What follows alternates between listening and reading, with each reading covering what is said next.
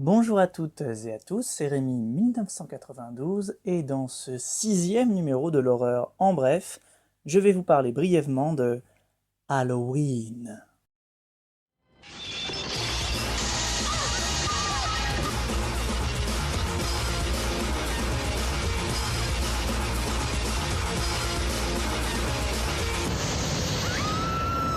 Halloween, le film culte de John Carpenter, avec Jamie Lee Curtis et Donald Pleasence.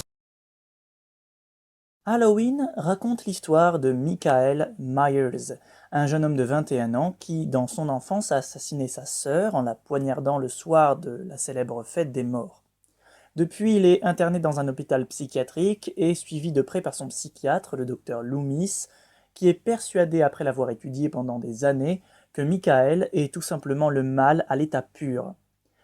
Tout bascule le jour où le malade mental s'échappe de l'hôpital, avec pour seul et unique but reprendre ses meurtres et assassiner sa deuxième sœur. C'est en 1978 que John Carpenter donnera naissance à plusieurs choses à la fois grâce à son désormais mythique film d'horreur. C'est ce film qui fera véritablement décoller la carrière aujourd'hui florissante de la très jeune Jamie Lee Curtis. C'est ce film qui donne naissance à ce qui est encore aujourd'hui la saga d'horreur la plus culte du cinéma, et c'est ce film qui donnera également naissance à l'un des croque-mitaines les plus célèbres qui soit, et c'est avec ce film qu'on entendra pour la première fois l'une des bandes originales les plus populaires.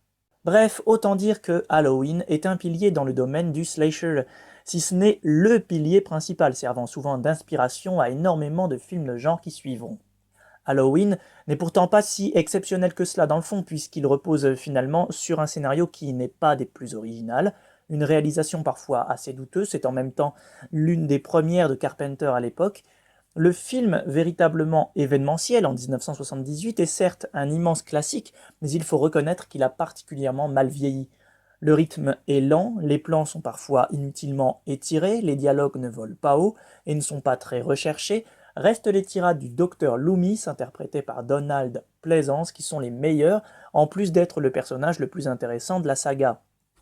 Et on se passionne pour son obsession d'empêcher le tueur fou de commettre de nouveaux crimes.